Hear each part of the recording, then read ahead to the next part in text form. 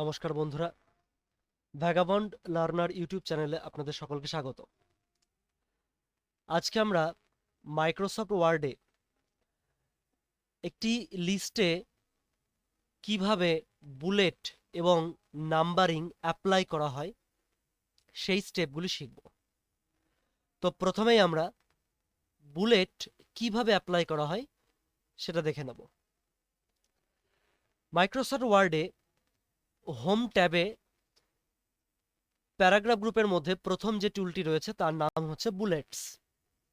সেই বুলেটস টুলে এই ডাউন অ্যারোতে ক্লিক করলে আমরা একটা লিস্ট পেয়ে যাব। সেখানে কিছু বুলেট স্টাইল আছে। এখান থেকে আমাদের যে বুলেট স্টাইলটি প্রয়োজন আমরা সেই স্টাইলটি এখান থেকে সিলেক্ট করে নেব। সিলেক্ট করে নেওয়ার পর এরপর আমরা আমাদের এরকম লিস্ট ক্রিয়েট করতে থাকব।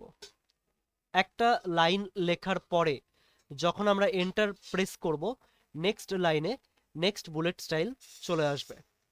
এইভাবে আমরা একটা বুলেট দিয়ে একটা লিস্ট ক্রিয়েট করতে পারি বুলেটের সাহায্যে। এবার কোনো একটি লাইনে হয়তো এন্টার দেওয়ার ফলে এরকম নিচের লাইনে আমরা যেমনটা আর কি দেখতে পাচ্ছি বুলেট চলে এসেছে। এখন যদি আমরা কিছু না লিখে কিবোর্ড থেকে এন্টার প্রেস করে ফেলি সেক্ষেত্রে আমাদের এই বুলেটটি এই লাইন থেকে চলে যাবে। বা একটা বুলেট অ্যাপ্লাই করার পরে মনে হলো যে না আমি এই বুলেটটা হয়তো ইউজ করব না, আমি অন্য টাইপের একটা বুলেট ইউজ করব, সেক্ষেত্রে লাইনগুলোকে সিলেক্ট করে নিয়ে বুলেট টুলে ক্লিক করে আমরা অন্য টাইপের কোনো বুলেট এখান থেকে চুজ করতেই পারি। আবার যদি এই বুলেট যেগুলো আমার পেজের মধ্যে এই মুহূর্তে ইনসার্ট হয়েছে তাদের যদি আমি কালার বা সাইজ চেঞ্জ করতে চাই, জাস্ট সিম্পলি একটা বুলেটের উপর আমরা ক্লিক করব। ক্লিক করবার পর সেই বুলেটগুলি সিলেক্ট হয়ে যাবে। এরপর এখান থেকে আমরা এর সাইজ প্রয়োজন অনুসারে আমরা চেঞ্জ করতে পারি। তারপর ফন্ট গ্রুপ থেকে এর টেক্সট কালার আমি চেঞ্জ করে দিতে পারি। এইভাবে আমরা বুলেটের কালারও চেঞ্জ করতে পারি এখানে। এবার বিষয় হচ্ছে আমরা যে এখানে এই সামান্য কয়েকটা বুলেট স্টাইল দেখছি এর বাইরে হয়তো আমার আরো কোনো বুলেট স্টাইল প্রয়োজন হতে পারে। তো সেক্ষেত্রে আমরা এখানে এই ডিফাইন নিউ বুলেট এই অপশনটি আমরা ব্যবহার করতে পারি। ডিফাইন নিউ বুলেট অপশনে ক্লিক করলে ডিফাইন নিউ বুলেট এর একটি ডায়ালগ বক্স আসবে। এখানে আমরা সিম্বল ইউজ করতে পারি, পিকচার ইউজ করতে পারি। তো পিকচার বুলেট কিভাবে তৈরি হয় সেটা নিয়ে আমি একটু বাদে আসছি। তার আগে আমরা কিছু সিম্বল দেখে নিই। সিম্বল বাটনে ক্লিক করলে সিম্বল এর একটা ডায়ালগ বক্স আসলো। তো আমরা এখানে বেশ কিছু সিম্বল এখানে আমরা দেখতে পাচ্ছি এবং এই যে সিম্বল এগুলো ডিপেন্ড করে এই ফন্টের ওপরে। আমি একটু জুম করে দেখাচ্ছি।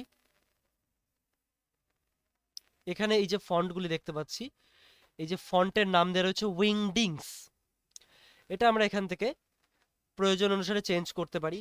হয়তো আমি ভার্ডানা নিলাম, তার আন্ডারে কিছু সিনট্যাক্স সিম্বল আমরা এখানে দেখতে পাচ্ছি। তো বেসিক্যালি এই ওয়েবডিংস বা উইংডিংস এর আন্ডারে ভালো ভালো আমরা সিম্বল দেখতে পাই। এবার এটা নেওয়ার পর এখান থেকে আমাদের যে সিম্বলটা প্রয়োজন হবে অ্যাজ এ বুলেট আমরা সেই সিম্বলটা এখান থেকে আমরা চুজ করতেই পারি। বেশ কিছু আমরা দেখতে পাচ্ছি সিম্বলস এখানে রয়েছে। আমি হয়তো এখান থেকে এই সিম্বলটি সিলেক্ট করলাম লাইক। এরপর আমাকে করতে হবে ওকে, তারপর আমাকে করতে হবে আবার ওকে। তাহলে এখানে বুলেটটা চলে এসেছে। আমি একটু সাইজটা বড় করে দেখাই তাহলে যদি একটু ভালো বোঝা যায়। একটু কালারটাও চেঞ্জ করে দিই। ওকে, তো এইভাবে আমরা আলাদা আলাদা সিম্বল ইউজ করে বুলেট ক্রিয়েট করতেই পারি। পরবর্তী স্টেপ হচ্ছে যে একটা পিকচার দিয়ে আমরা কিভাবে বুলেট ক্রিয়েট করব। তো আমি এখানে একটা লিস্ট আগে থেকেই তৈরি করে রেখেছি। তো তো এই লিস্টের উপর আমি সেই বুলেট অ্যাপ্লাই করব। তো প্রথমে আমি লাইনগুলোকে সিলেক্ট করে নিচ্ছি। এরপর আমরা চলে যাচ্ছি হোম ট্যাবে এই বুলেটস টুলের ডাউন অ্যারোতে ক্লিক করতে।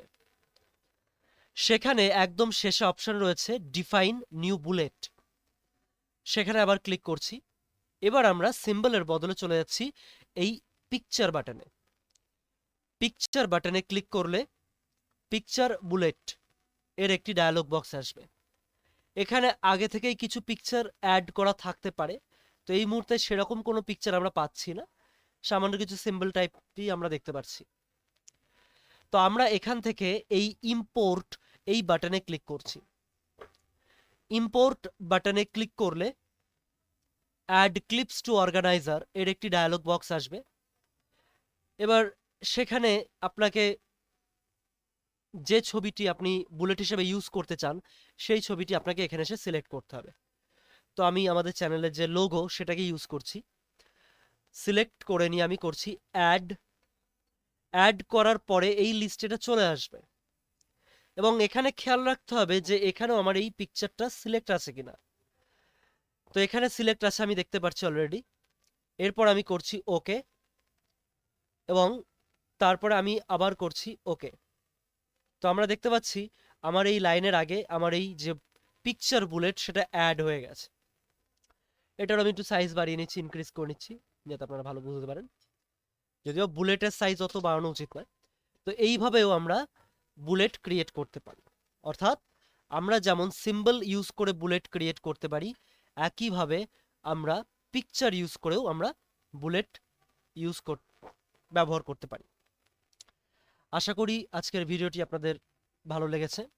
যদি ভিডিওটি ভালো লেগে থাকে তাহলে অবশ্যই ভিডিওটিতে লাইক, কমেন্ট এবং শেয়ার করবেন এবং অবশ্যই চ্যানেলটিকে যদি কেউ এখনো সাবস্ক্রাইব না করে থাকেন সাবস্ক্রাইব করবেন এবং অবশ্যই বেল আইকনটি প্রেস করবেন। ধন্যবাদ।